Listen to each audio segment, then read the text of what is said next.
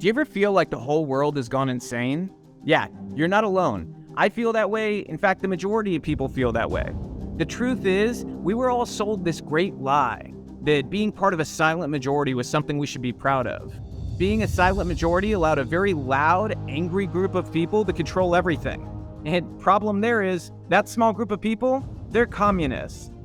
I say that myself as someone who's the son of a Cuban refugee who had to flee communism.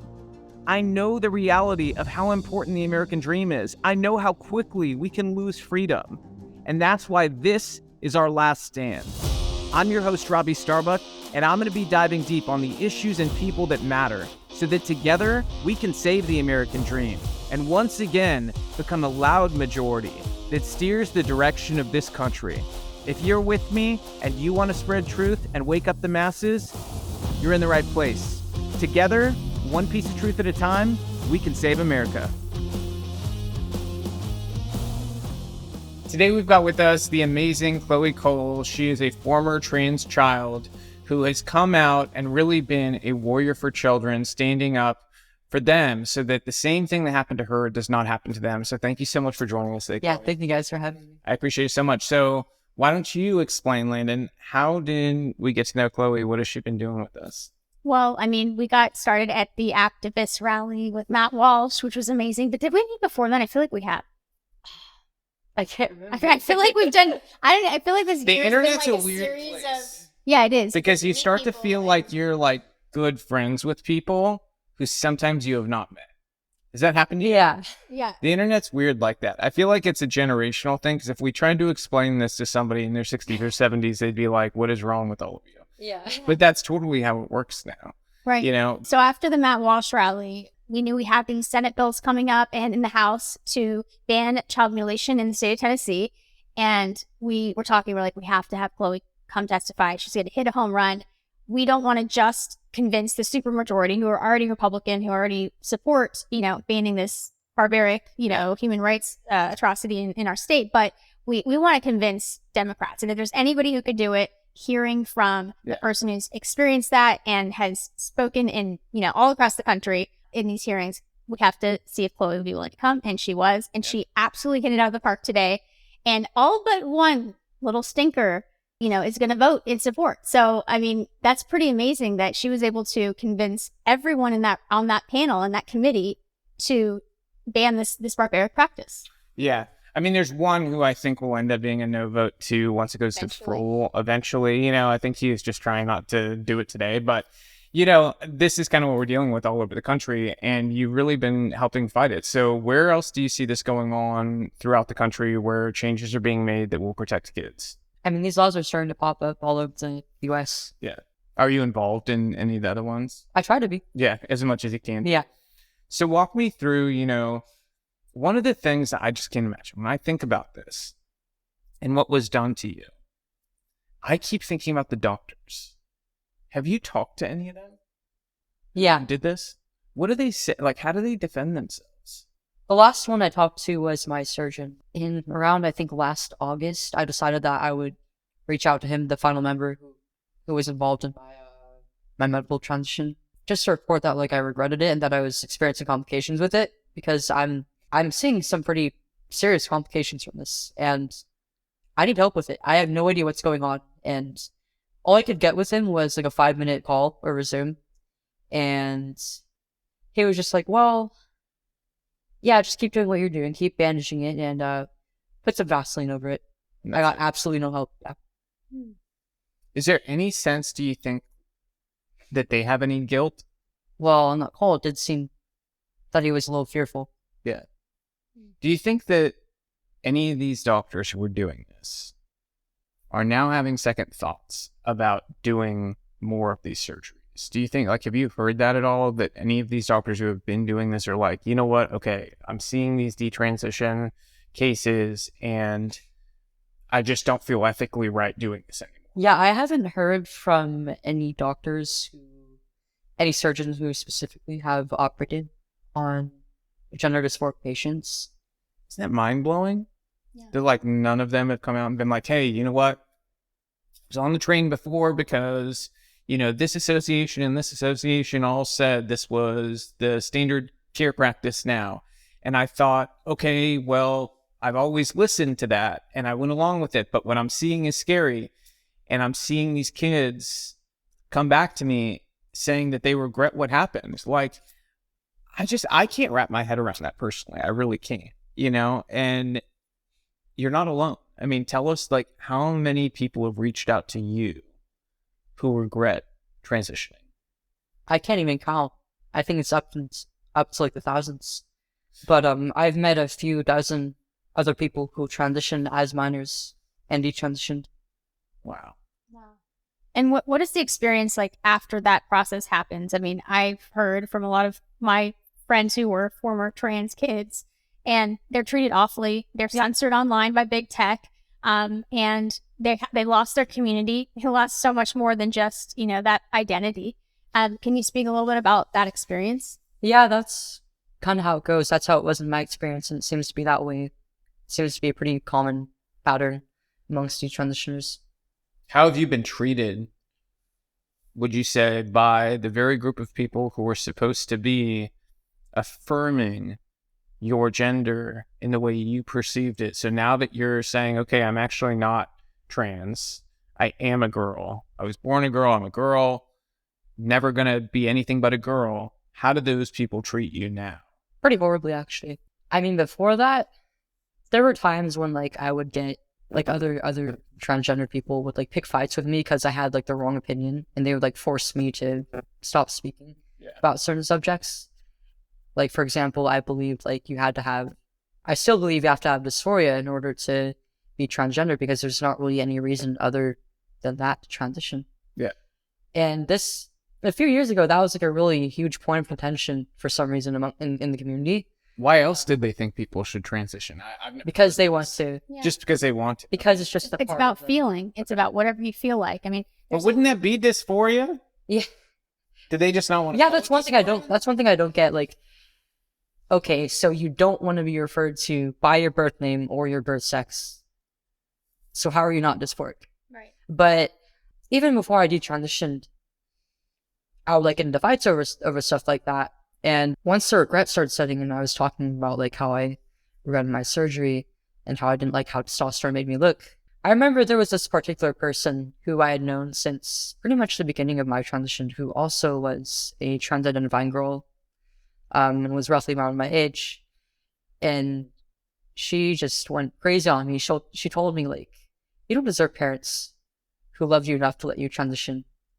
Like, you deserve to feel this way. You're stupid. I got a little bit more of that once I started to actually detransition and talk about it. What about the doctors? Did any doctors, I assume, I mean, like, I don't know the process, so maybe you can educate me on it, but I assume what would happen, you start to feel this way, you still have doctors you see, and you tell them this. Did they try to affirm you as your biological sex, or did they try to talk you into continuing your transition? They were just like, oh, so you changed your mind. Okay. And that's it? Yeah. And did they just go, okay, here's how we're going to roll it back? No. I had to figure that out. I wasn't given any guidance on that. How's that not medical malpractice? I can't explain that. Honestly, I can't. I mean, your experience in medicine, everything you've been through, you're 18. Do you feel like any semblance of the medical community is operating under the actual belief system that they should do no harm? Very few. Very few. Very, very few. I mean, I think COVID made that very apparent to people.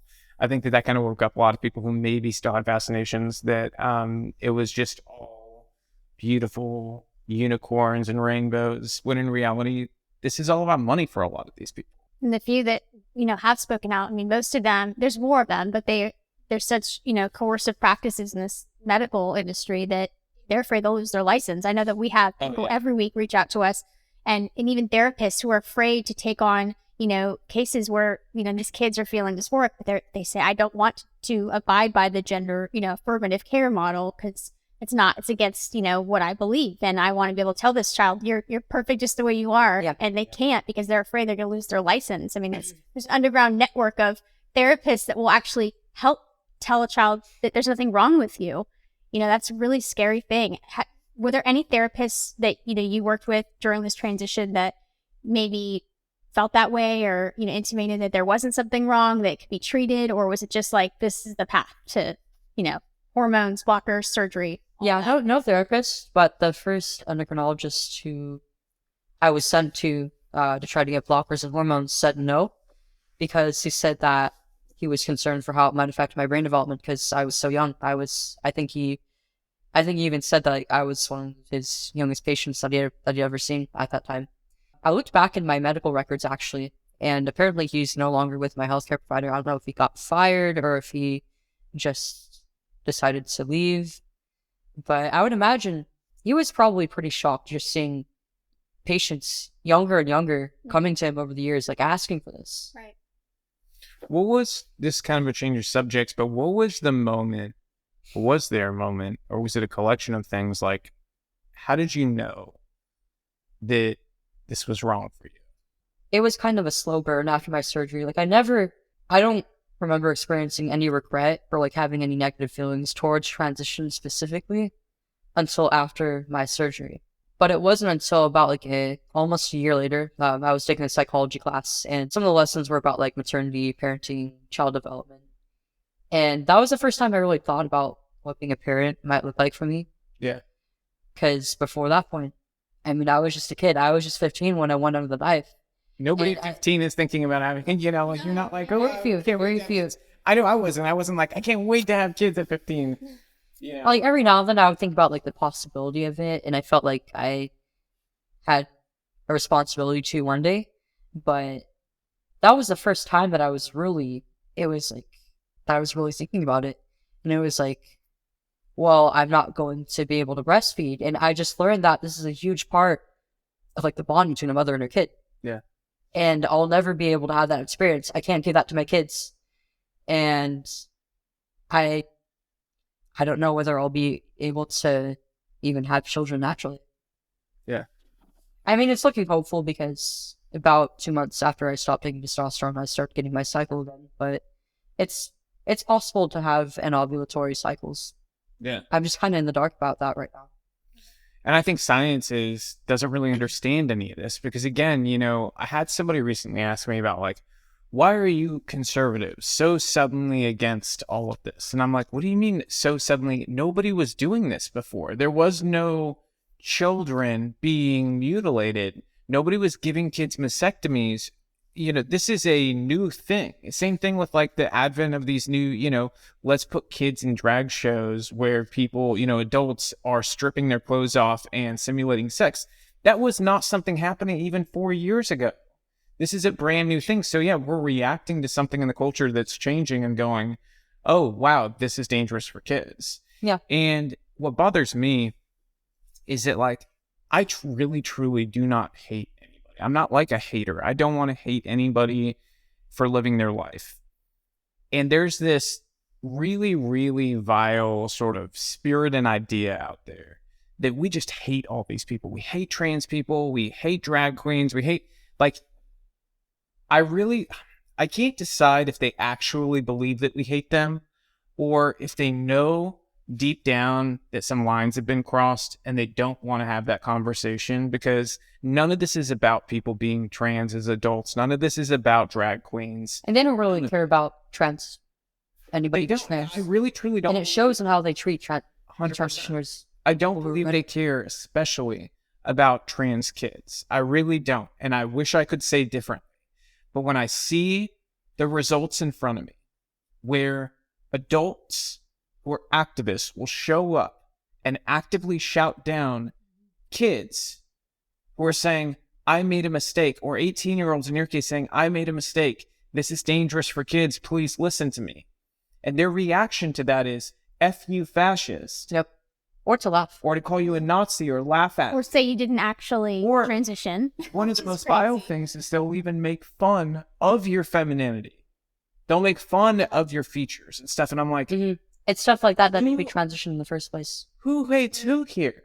Because I would never, maybe it's just the way I was raised. Maybe I'm the lone, like, crazy, or basically everybody I know is like this, though. I have never felt it was appropriate for me to comment on a woman's appearance especially in a negative way, Mm-hmm. to be like, oh, well, I think that your Adam's apple's too big. Like, first of all, what place does a man have even doing that? Like, that's just weird. It's weird to me. It is. But beyond that, when did any of this become societally acceptable? And the fact that they can feign that they care about these kids while simultaneously treating the ones who admit they made a mistake the way that they do kind of says everything. Because none of us are going to trans kids and saying, you're not trans, you look ugly. None of us are saying anything like this. We're doing this because we want to make sure that there's not a generation of kids, beautiful children of God, who end up in a position like you did where they go, oh my gosh, I'm dealing with these side effects I had no clue about, that I could not even conceive of and conceptualize at 15. And there's really no rush. I mean, I know all these people who transitioned well into their adulthood, well after they stopped developing physically, and they're happy, they're satisfied in their transitions. Yeah. I mean, there's really no rush. If you're a longtime follower or listener, you know I have talked about how broken our healthcare system is, and it is time for a solution. That's why I've partnered with the company Claris to bring you that solution.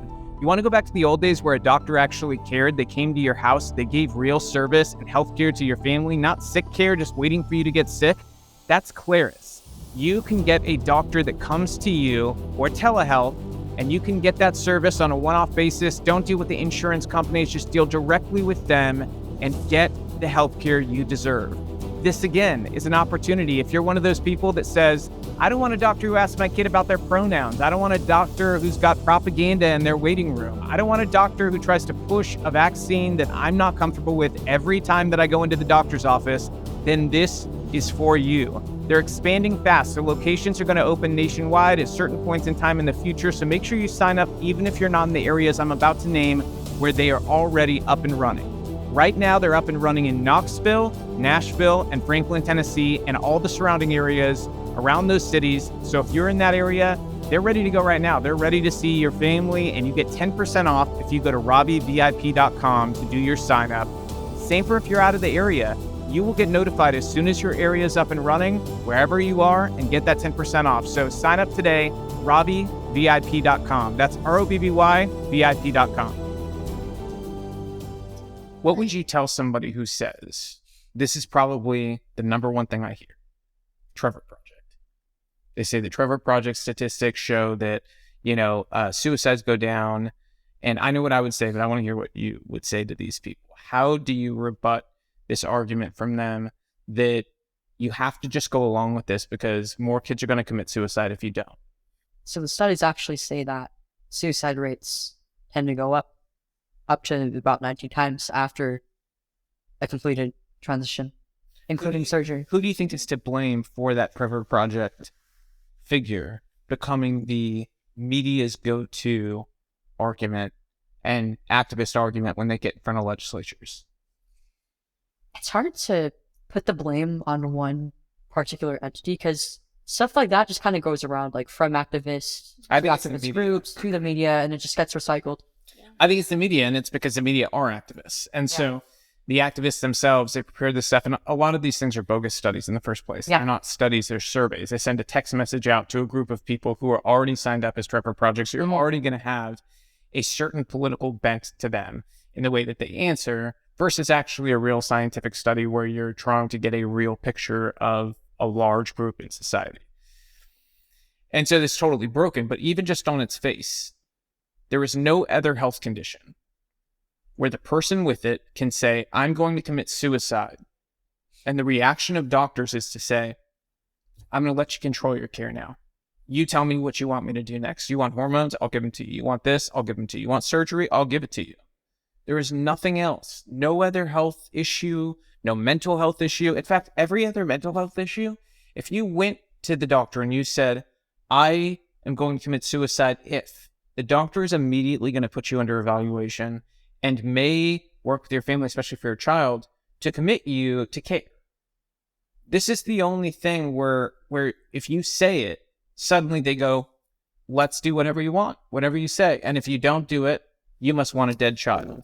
Right. to sound Yeah. like abusive boyfriend, argument where they Yep. say, if you don't do that, I'll leave you, or I'll kill you or hurt you, or, I'm going to kill myself. It's a manipulation tactic. Yeah, it is. And it's just evil that they do this to parents, that they are literally, I mean, you speak about this all the time, about using that coercive tactic. They do that to my parents. Tell us more about that.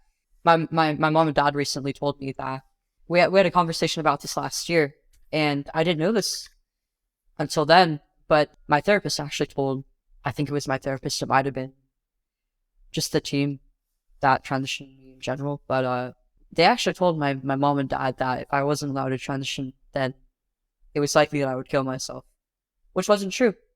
I wasn't suicidal until I started the treatments. Wow.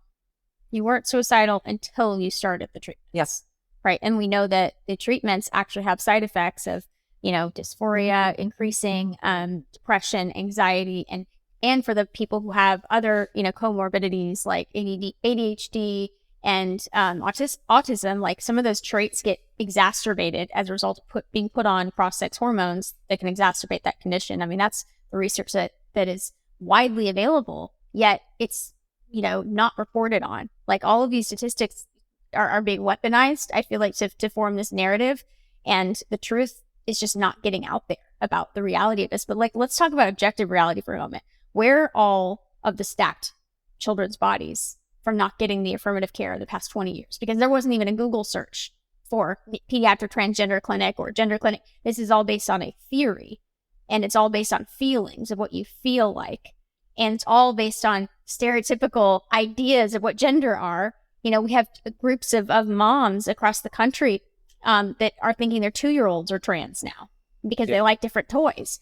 I mean, these people claim to be fighting misogyny, but they're literally attaching these stereotypical, characteristics and traits to little kids that just want to be little kids and play. So I feel like this is so incredibly dangerous, and I wanted to go back into the childhood a little bit, and hearing you talk about the circumstances from which, you were in that situation where you latched onto this being presented as a solution, right? Could you talk to us a little bit about what your childhood was like, and your teenage years? Did you go through the typical teenage thing that we've all been through, where we don't know who we are? I wasn't really allowed to normal teenage years because I started this when I was a very young teen. Okay. But I mean, growing up, I was in a pretty good household, I'd say. I'm the youngest of 5 kids, and both my parents were in the picture. But, there is kind of a significant gap between me and my siblings just because they're about 7 to 8 years older than me. And at school, I'm on the spectrum. I wasn't diagnosed until much later, but I've had a lot of problems with socializing and sometimes my performance in school even. And I often felt pretty lonely. And I found it really hard to fit in, especially with other girls, especially as I started to hit puberty and gone to middle school and interactions became more based on gender. But I also hit puberty pretty early. I was no older than 9, probably even 8. And I had to deal with my body changing so rapidly at a very young age. Having to hear all the comments from the adults, sometimes my peers, I became very conscious of my body pretty quickly. Do you think that contributed? Yeah, absolutely. I also, in elementary school, I found it really difficult to make friends, and I was bullied for a little bit. It wasn't until 4th grade that I finally managed to really make a group of friends, and then right after that, I had to move schools in 5th grade because I moved neighborhoods. Yeah. And I was back at square one, and so I had turned to the internet. I just got my first computer. I think I was maybe 9 or 10. Mm-hmm. And so I started using the internet a lot. And when I was 11, I got my first phone. And that's when things really started to go down south. Because I started using social media at the time. Because that was what everybody was using at the time. Everybody was on Instagram, Snapchat, Kik. I used the first two. Mm-hmm. I would mainly use Instagram. I would see a lot of stuff that made me even more conscious of my body. There was all these pictures of women, a lot of them very sexual in nature, and I would compare myself to them a lot. I was like, why don't I look like this? I don't even look like the girls in school. I felt like I looked like a boy more than anything. That I'd never be pretty, I'd never be enough as a girl, that there would be no point in trying. And I also started seeing some feminist content as well that kind of echoed a lot of the sentiments out here about growing from a girl into a woman. From the women and girls around me, stuff like, oh, it's just all awful. It's all something to complain about, like from periods to having developing body and going through sexual harassment, possibly the possibility of getting pregnant and going through pregnancy, giving birth. It was all the girls around me would just talk about it in a very negative light, and then sometimes our tiered boys talk about it like it was just this disgusting thing. And it made me just not want to be a part of it at all. And the feminist content I would see would also, it would do the same thing, but it was like to the next level. It was like, oh, women are oppressed. They've been oppressed throughout history, and it's only getting worse in this age. We're losing our reproductive rights and things like that, which I don't believe now, but at the time it was scary to hear all of that. Yeah. Right. And that's when the LGBT content started coming. I'm kind of a nerd, I like my video games and my comics and shows and stuff, and I would browse a lot of communities on Instagram around that stuff. And there just so happened to be a lot of teens and young adults in those communities who identified as like gay or non-binary, transgender. Mm-hmm. I don't know why, but there was just a lot of overlap, I guess, because this was just people who were kind of socially awkward, kind of nerdy, and they found their community online. But eventually I started seeing more just LGBT focused content, and some of it was like information or really propaganda on the whole thing, especially about transitioning. And I started seeing like young teens talking about their experiences transitioning. These are stories of like somebody going from struggling with themselves, with their identity, with their bodies, and with their families and their friends, and slowly over time becoming more seemingly accepted and finding community and the people around them having their backs, loving them. And as somebody who was kind of lonely as a kid, that really spoke to me. Sure. I noticed that, there's a lot of parallels between me and those kids. And subconsciously, I just started to gravitate towards it. And, I started to wonder, like, well, just what am I? Am I non-binary? Am I even a girl? Was there an attention component too that you saw though, where you saw people saying they're non-binary or saying they're this or that, and seeing that they get likes and comments and things that make them seem like they have a community? Yeah, it was less about the likes and comments and more just like seeing them interact with other people, like online, in person, and how happy they seemed to become and how much fun they were having. Yeah. Do you think a lot of this goes back to the fact that society is asking kids to grow up too fast? Yeah, like absolutely. All of this roots back to that, because that's what I the whole time you're talking right now, I can't help but think that had you just been allowed to be a kid at 9 years old and not had the pressure to get on social media so early and not had all of these different influences being pushed on you so early, you would have just been able to be a kid, because no 9-year-old girl needs to be thinking about sex, their body, or any of that. Like they just need to be able to be a kid. Oh yeah, that's another important part that I haven't really talked about yet. But for some reason, from a very young age, a lot of the kids around me were really precocious, and like I guess their parents like would just allow them on the internet, on their computers, on their phones, let them have all those devices at a really young age without really monitoring them. And I kind of had the same problem, but it didn't really affect me as much until I started interacting with those kids at school, and they would talk about just really not appropriate subjects, especially like around like sex. Yeah.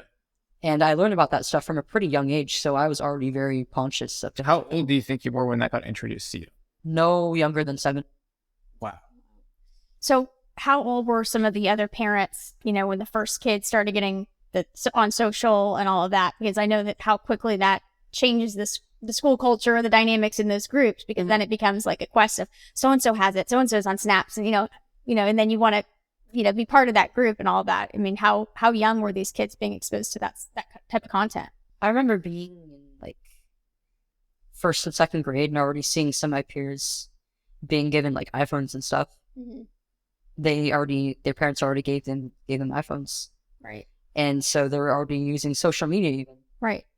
Which means that they've been exposed to pornography. And now this is a really important question that I really wanted to ask you, because this is something that I deal with every day in with my nonprofit, dealing with survivors of sexual exploitation and going back to childhood, things like that they've experienced. And almost all of them, pornography played a role, whether it was their perpetrator addicted to it or themselves being exposed to it or groomed by it.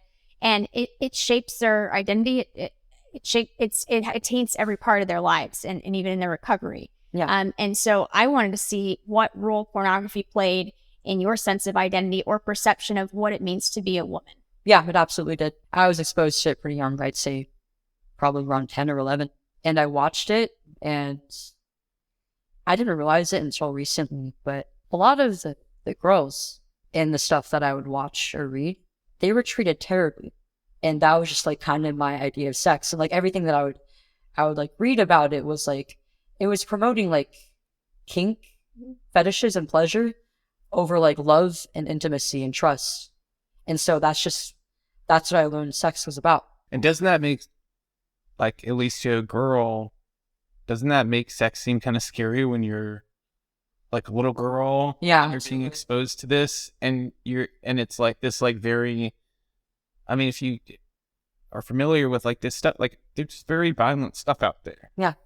And you know what's crazy is that maybe 5 years ago, if you had told me you watched it at that age, I would have been shocked.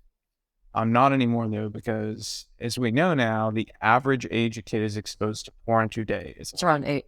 11 years old, was the last like major scientific thing they did. I have no doubt it's close to 8 now, though. It's probably Honestly, younger. you're- Yeah. You're probably absolutely right. So that statistic about 11 years old, it's from a few years back. And they acknowledged actually later on, the people who did this, that it is going to get younger every single year because the way that it's working, this is a massive, drastic change from the past. The internet, social media apps, everything else is the problem. And one of the big things is these apps, they have no age verification at all. So like, we have 3 kids. Our 6-year-old right now, if she wanted to, she could grab a phone. These kids are all like amazing tech brains. I mean, that's just the world we live in.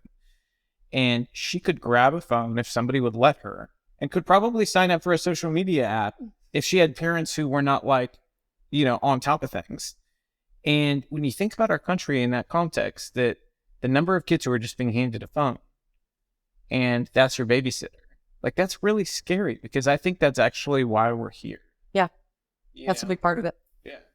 Right. And promoting, it's not just like the sexual content, but it's like creating the perfect, environment for all of these mental health issues to just flourish in. Yep. I mean, that's the reality. Is it's like there's a component of destabilizing the identity, of self-hatred, especially with women. I would want to, if I was a little girl and somebody exposed me to horrific rape, torture, a man debasing a woman and spitting on her and doing all sorts of other disgusting things, I might not want to identify with whatever that woman was. And if it was explained to me that the patriarchy is this oppressive, thing, this construct, and that I could just choose to not be that, if that was presented as a choice, I think that a lot of little girls and their undeveloped brains would say, I don't want that.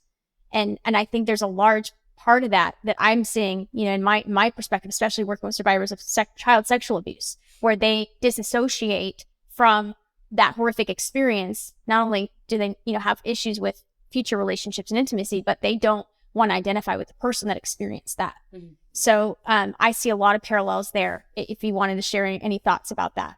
This is an anecdote that I talk about a lot, but every trans kid that I know, they all either have like some sort of family related trauma, like either like one of their parents died, or like they're just not in the picture, or like they're in a foster home, or they have sexual trauma.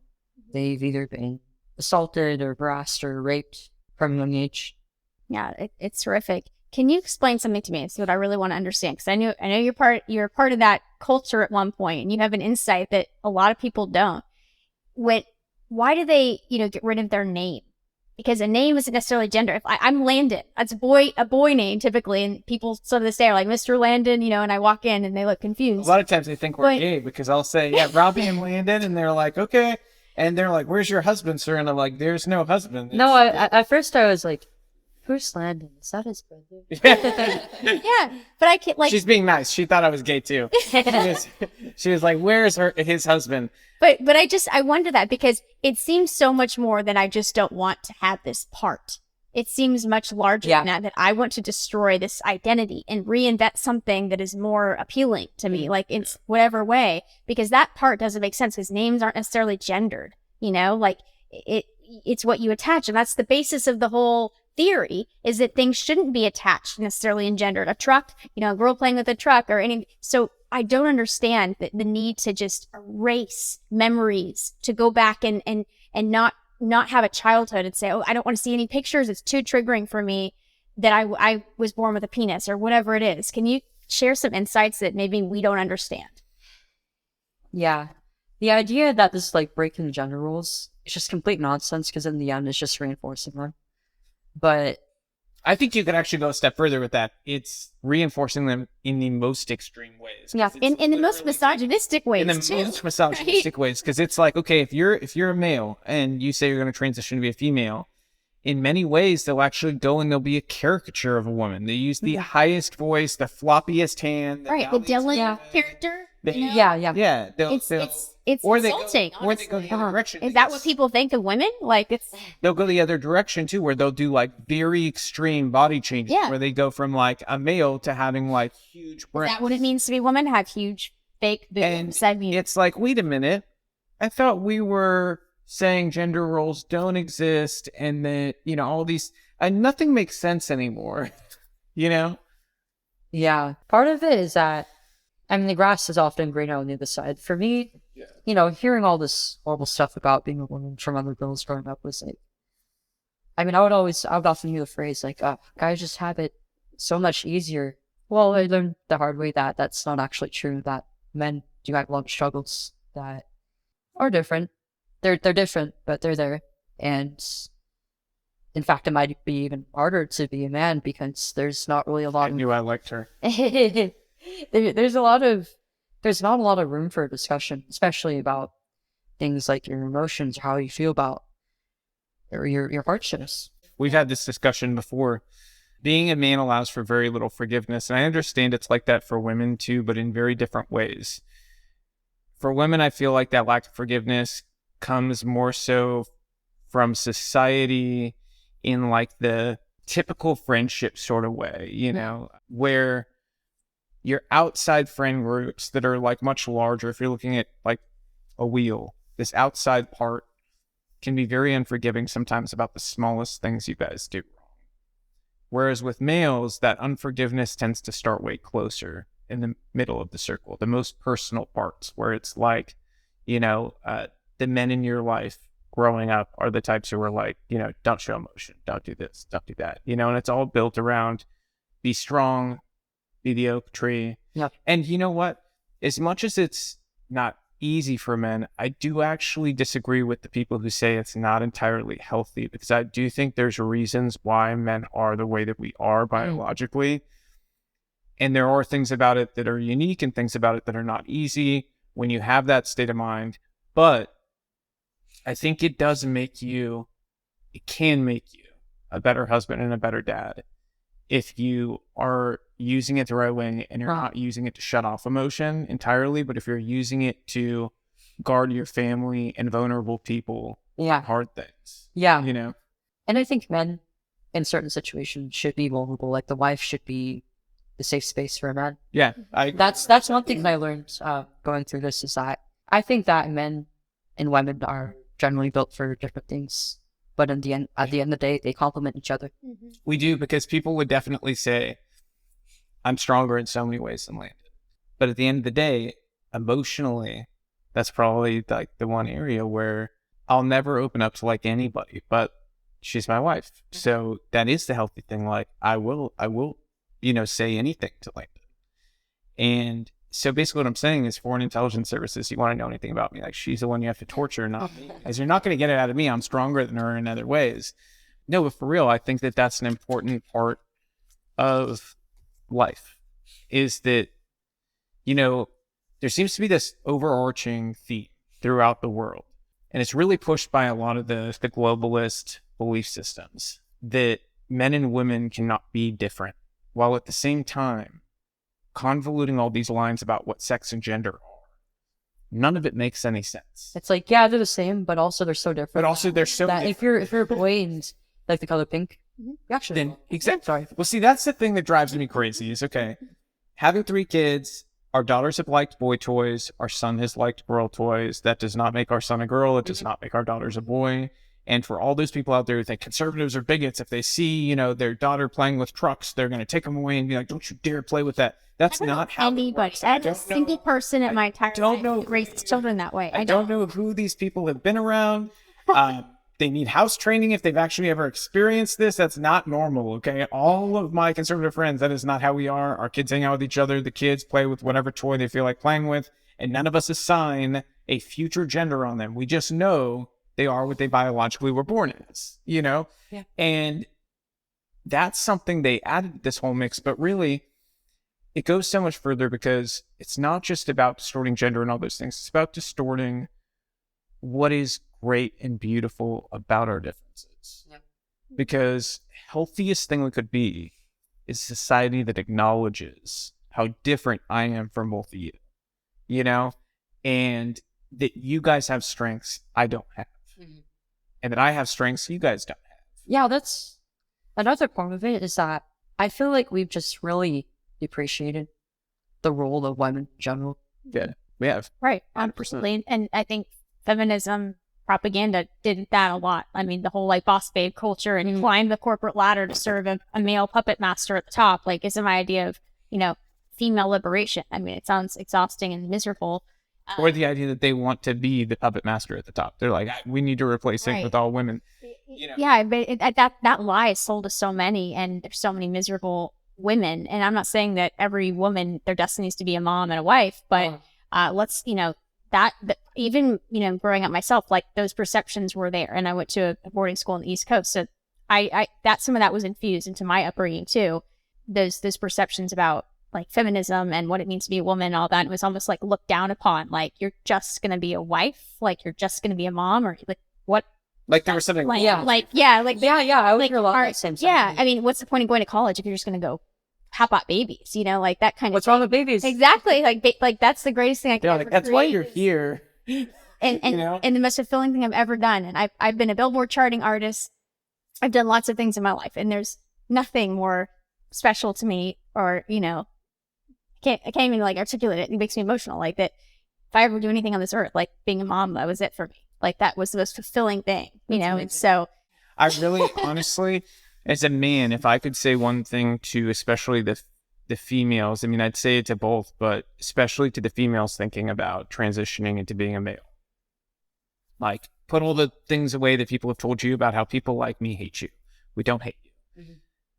From the bottom of my heart, I want you to have the happiest life you could possibly have. I want you to be joyful. I want you to grow old. I want you to fall in love. I want you to have kids. I want you to have every dream you have ever imagined achieving, and I want you to have it all. Yes, and transition makes that so much more difficult. Yes, absolutely. It makes it so much harder. And I hope that even stuff like this, we're not going to change everybody's mind. I hope we can change one mind. If we can change one kid's mind who is given that phone and is all over social media, it's worth it. And that's the thing, I want to ask you something else too, because I get this all the time and it drives me crazy. I probably shouldn't admit that it drives me crazy, but it's the stupidity that drives me crazy, not the actual accusation. How many times have you heard the word grifter? I couldn't even count on my fingers. Okay. I just want to make it very clear for people. None of us profit off of this. Okay. I don't make money off of being conservative. I never have. I've spent my own money. She has spent her own money. We have spent our own money on this. Chloe gives her time to things all over to make a difference. I'm talking to people now. I'm not talking to Chloe or Landon. I just want to drive this point home. We are not grifting off of anything, okay? Literally, if there's ever an ad on one of my videos, guess what? The money goes right into projects that help make these values a reality and to get the message out. Nobody's getting rich off. We don't have some secret daddy billionaire that comes and stuffs our. We're not funded by the Koch brothers or something. There's no secret billionaire behind. Elon Musk isn't pulling the string. Nobody's there. Okay, this is just people who care. And so I really think it's important that those young people questioning know things like that. That the stuff that you hear, it's all BS. These are just people on this side. What I've come to understand is they just care. People like you just care. Like, you want them to have everything. Yeah, I'm just gonna add, it's the same for me. I lose money every time I go on these trips, one way or another. We couldn't do this show without our great sponsor, Patriot Mobile. If you haven't heard about Patriot Mobile, they are the cell phone service for you. Get away from the big companies. You keep your cell phone number, you keep your phone. Don't worry about it. It's not a hassle. It's quick to switch over, and you stop giving your money to woke corporations who want to do nothing but take your money and turn it over to far-left Marxist groups. Patriot Mobile puts their money where their mouth is. They help flip school board seats and put their money into conservative projects like this one so that they support the values that we believe in. You need to switch over today. If you care about your values, it's time for us to put our money where our mouth is, and Patriot Mobile is one of the ways you can do that by switching over. Their service standards are the exact same as all the major providers out there. So don't tell me, oh, I would do it, but I'm worried about bad service. It is the same service standards that the big ones are required to abide by. It is fantastic. It is worth the switch. Make it today. You get free activation. PatriotMobile.com/Starbuck. Just say Starbuck and you get that free activation for your phone lines. You will not regret it, and you will be very pleased to find out that the money from your phone bill is now going toward projects and values that you believe in. You know, I would often hear from other people in the trans community, like, oh, all these people who oppose children transitioning, they're gonna force people to stop transitioning. These bills are horrible. This whole party hates you. Yeah. All these people hate you. And then once I stop interacting with these people and I start doing what I'm doing now, it's like, wow, they're really nice. Well, let me ask you a question. Okay, so today we were in a subcommittee hearing for a bill that will ban sex changes for minors and will ban the use of hormones in the future and puberty blockers. Yeah. I don't know if you noticed, the thing that all of the Republican members spent the most time on was ensuring the safety of kids who are already on hormones now. And that they would not just be ripped off, that they would not just go cold turkey and be put into a medical crisis. Yeah, as somebody who went cold turkey, it's horrific to do that way. And that was the top concern of everybody. And furthermore, it protects, those rare conditions where there is a precocious puberty or whatever, the other conditions are, that is not part of this. This is a separate thing based on a theory, gender theory, no long-term safety studies, no empirical safety data. This is a theory that we're experimenting on children. And it doesn't matter that these, three-letter institutions, the American Pediatrics, it doesn't matter that they endorse this. It's like we are critically thinking people. The science is either there or it's not, which it's not. And the outcomes either matter or they don't. And looking at what this is doing to children and how they've been silenced and all that, these are all abuse tactics. We can't question them. They make people, they make you feel like it's the same thing an abuser does. They distance you from your family and other people because they have to control the narrative. They hate you. That person was talking behind your back. Look what they did here. They control the information, your access to people and ideas and thoughts, and anybody who could influence you to think the other way. These are abuse tactics. I wish if there was actual, not just sexual abuse prevention, but prevention about manipulation and coercion and fraud in a childhood space. Not only would we eliminate child sexual abuse, we would eliminate the type of propagandizing of children and indoctrination of children and social media influence of children, because we would be raising free-thinking children to be able to withstand the propaganda and manipulation. It was a total shock when I stopped and I started seeing people who actually were in those spaces who were in opposition of child transitioning. And I realized they are not these awful demons that I was told about. They are people. They're just parents, they're teachers, they're school staff, they're doctors. They're just concerned adults. Let me ask you a question. If you could talk to every parent of a kid who's questioning, no matter what their political orientation, anything, what would you tell them? My advice would be keep your kids off social media, and once they're old enough to be on it, really look closely at what they're looking at, what they're spending time on, how much time they're spending on it, and who they're interacting with, and make sure that they are active enough at school, in their communities, in activities like sports, clubs, things like that. just so that they're interacting with other People. people. The social stuff's really important, Yeah. especially for females. Yeah, and so that they're busy, so that they don't have time to ponder stuff like this. Right. But most importantly, just be active, be involved as you can in their lives, and let them know that you love them. Yeah. I mean, it's simple, but it's so crazy how many people out there don't abide by that. In fact, the majority now, when it comes to social media, don't abide by that. Like in our case, none of our kids have social media. The only exception we've made at all and will make is that one of our kids is really funny and makes funny YouTube videos, but they don't run the account or anything. They just they make funny videos. We put it up, and it's just their friends and stuff like that get to watch it, and it's So really cool. cute. But we're like, we're doing it with them, Yeah. Right. Watch YouTube as a family, like in a family space. where it's like we know what Right. we're looking up, and we try to do Rumble now too. But Rumble's starting to get like enough content and stuff on it. I really hope Rumble ends up a serious competitor to YouTube, because even places like YouTube are part of the problem, because these algorithms are feeding this stuff to kids. Because once you go, even if you're just curious, if you're curious, what is all of this trans stuff? I heard a girl at my school is trans now, and you go search on YouTube, what does trans mean? How do you know if you're trans? You will get given that content constantly. Yeah. Like you It's just on open the YouTube gateway, Kids. It's and that's all it. over. Yeah, I remember being 9, and I think this is my first exposure to porn. Actually, I found it. I just so happened to find it on YouTube.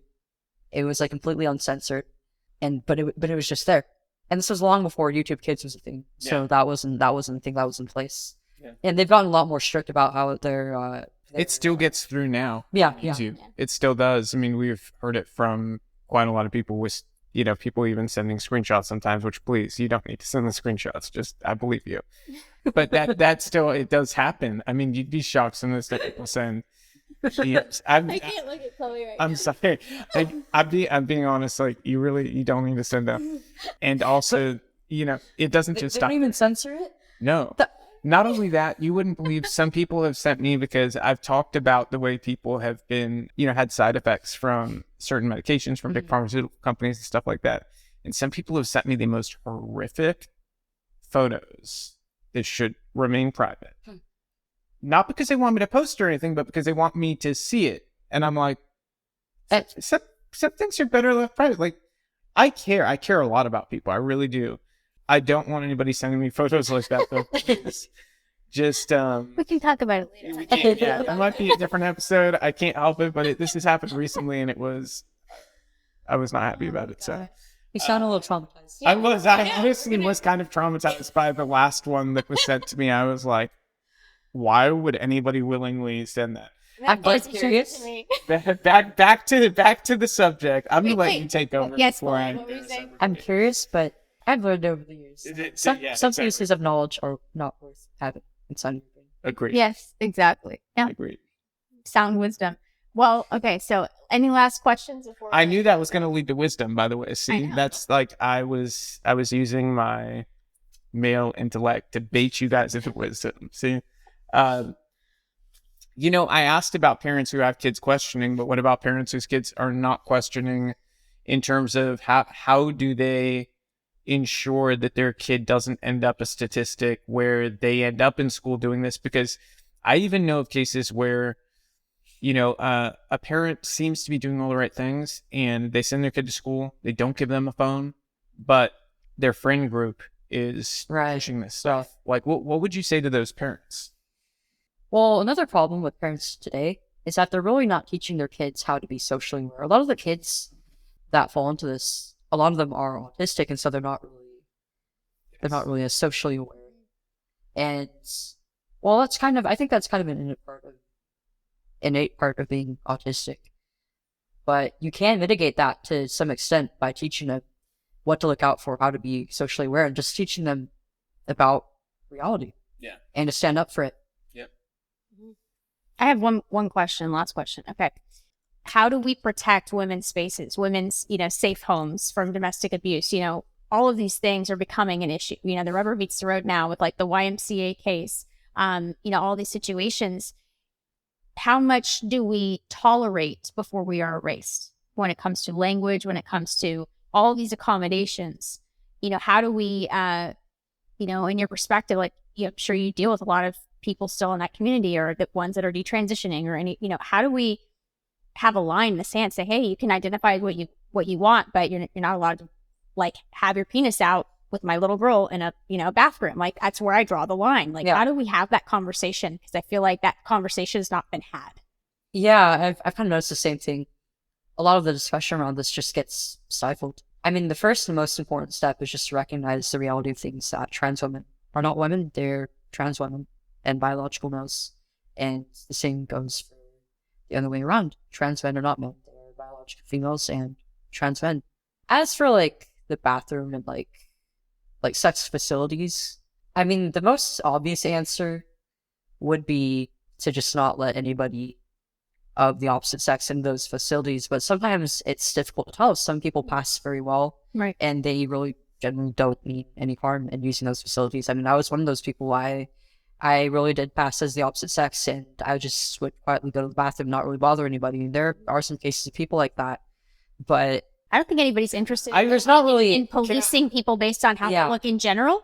But I do think that there have to be policy-wise, like, lines that deter people who are abusing that, and just a woman's right to a private space, like, dealing with a survivor of horrific, abuse. Absolutely. I would never send them to a shelter knowing that they allowed, men in there, trans men, trans women, whatever you want to call it.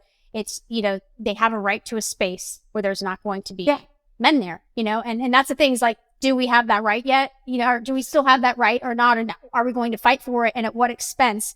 I think that we have to draw some lines there, as women, or what does it mean to be a woman if a man can be a woman, if a man can take the awards, if a man can, be on the same swim team, then it's not, doesn't mean anything. Mm-hmm. Chest feeding, they erase it, breastfeed or chest feeding, and then, we clearly are not advocating chest feeding. No, I'm saying they erase all of these terms that are special. New ones. Yes, about being women. So in the name of inclusivity, women are being erased, and what makes our, womanhood special, distinct, and private. There are separate, there are reasons that we have to have private spaces. Yeah. We should have private spaces, especially raising little girls. That is also very important. So I think that it's really important to get clear on what those lines are and ask, that those be respected.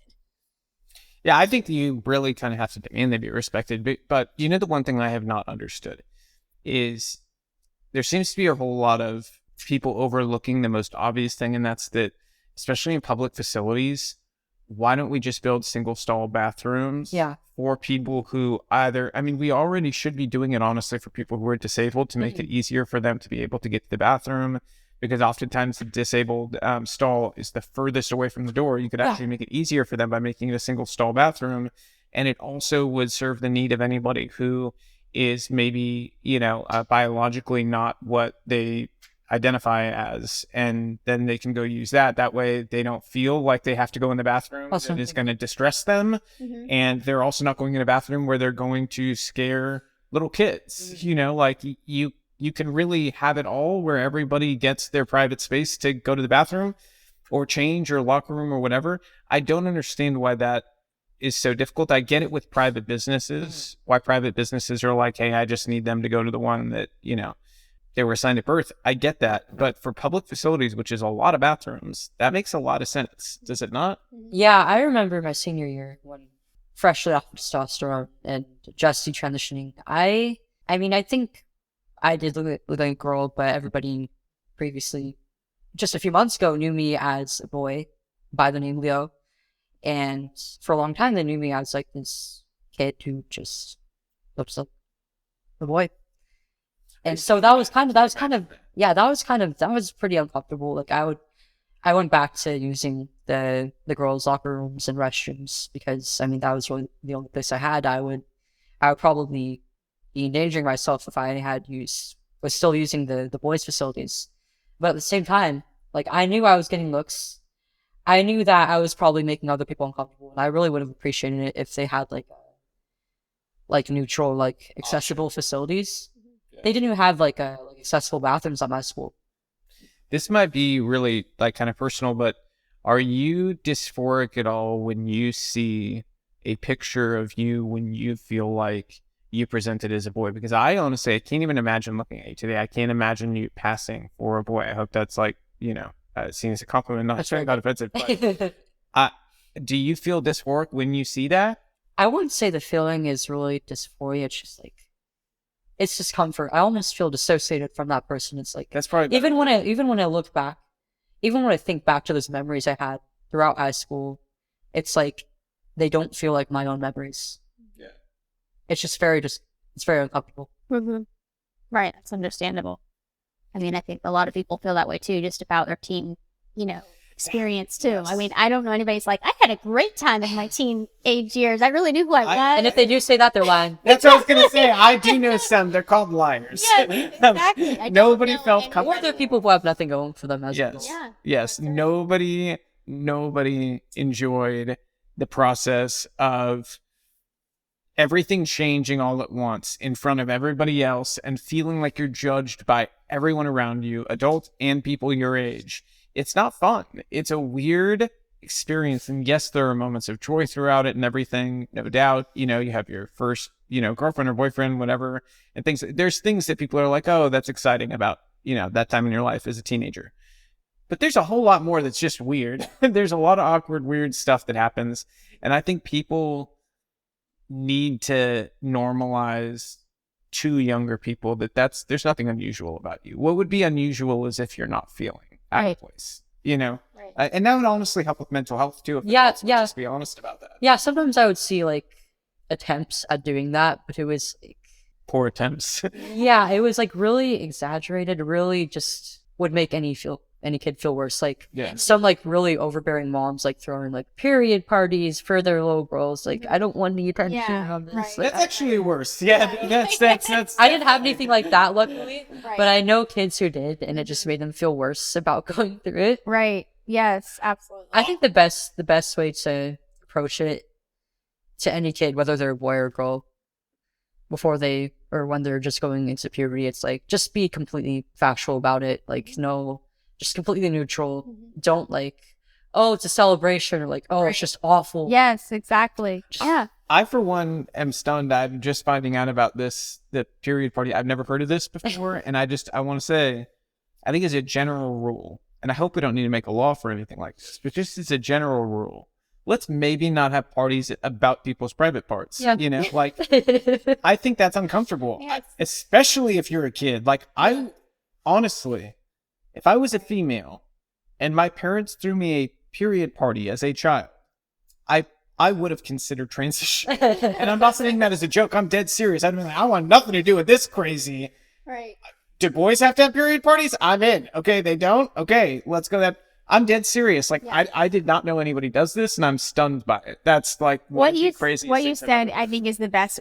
I think a large part of our audience is parents, Yes, families. big time. And I think that you said it the best. I mean, just matter of fact, factual stuff, because I thought I was dying when I got my period. Nobody told me what a period was. So I literally thought I was bleeding to death.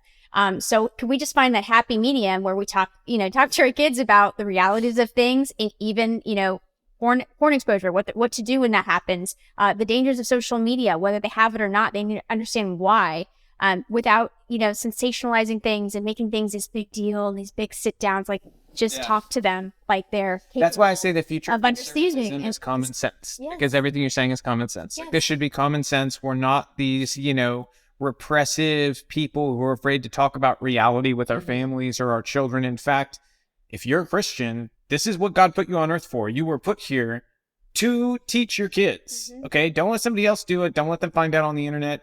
Don't let them end up having a situation like that happen where they think they're literally bleeding to death.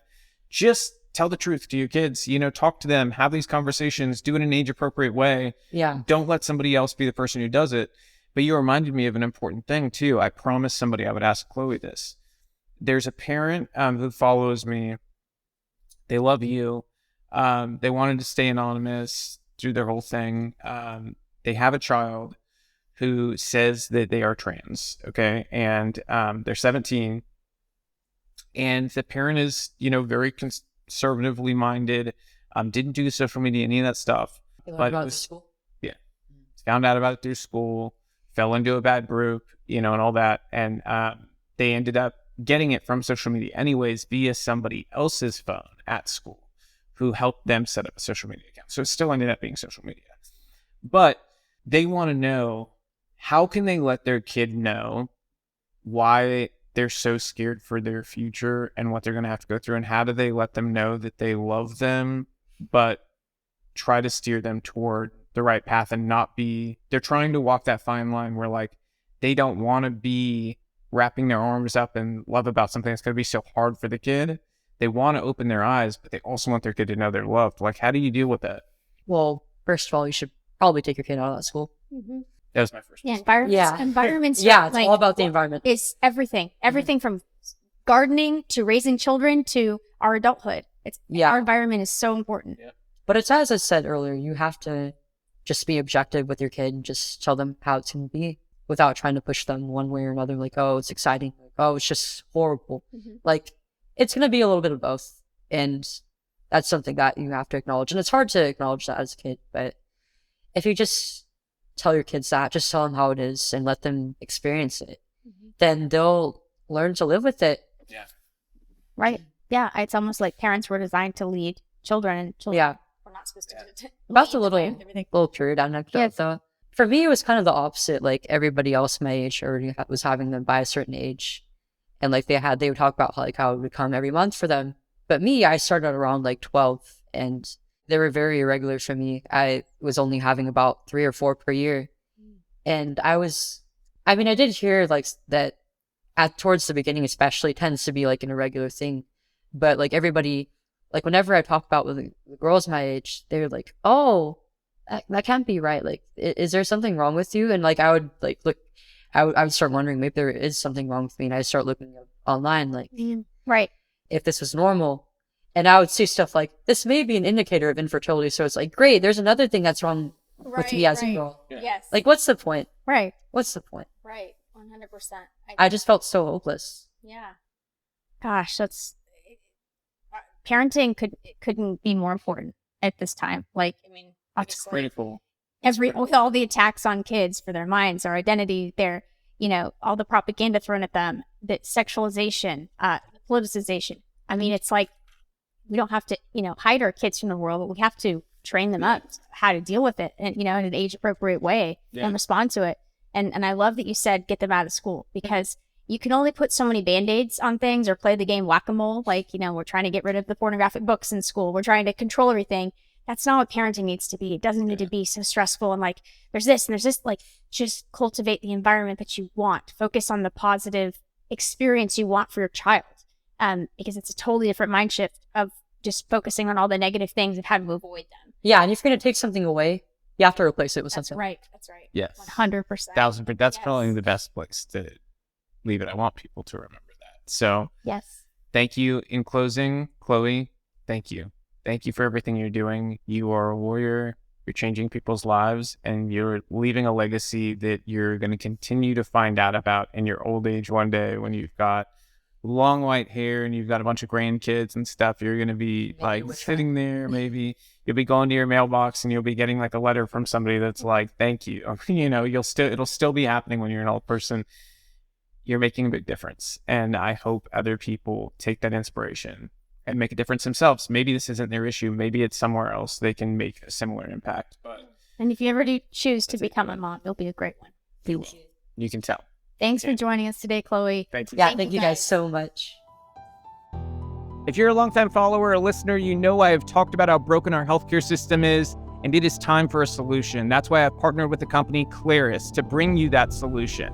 You want to go back to the old days where a doctor actually cared? They came to your house, they gave real service and healthcare to your family, not sick care just waiting for you to get sick? That's Claris. You can get a doctor that comes to you, or telehealth, and you can get that service on a one-off basis. Don't deal with the insurance companies, just deal directly with them and get the healthcare you deserve. This again is an opportunity. If you're one of those people that says, I don't want a doctor who asks my kid about their pronouns. I don't want a doctor who's got propaganda in their waiting room. I don't want a doctor who tries to push a vaccine that I'm not comfortable with every time that I go into the doctor's office, then this is for you. They're expanding fast, so locations are going to open nationwide at certain points in time in the future, so make sure you sign up even if you're not in the areas I'm about to name. where they are already up and running. Right now, they're up and running in Knoxville, Nashville, and Franklin, Tennessee, and all the surrounding areas around those cities. So if you're in that area, they're ready to go right now. They're ready to see your family, and you get 10% off if you go to RobbyVIP.com to do your sign up. Same for if you're out of the area. You will get notified as soon as your area is up and running, wherever you are, and get that 10% off. So sign up today, RobbyVIP.com. That's ROBBY, VIP.com. Thanks for joining me on today's episode. If you liked what you heard, tag me on social media, repost clips from it, share it with your friends. You sharing our show is how we grow, and it's how we get the truth out there. So if you want to help spread the truth and help wake people up, please go and share our show. Go to our website, RobbyStarbuck.com, for more information or to watch old episodes. See you at the next episode.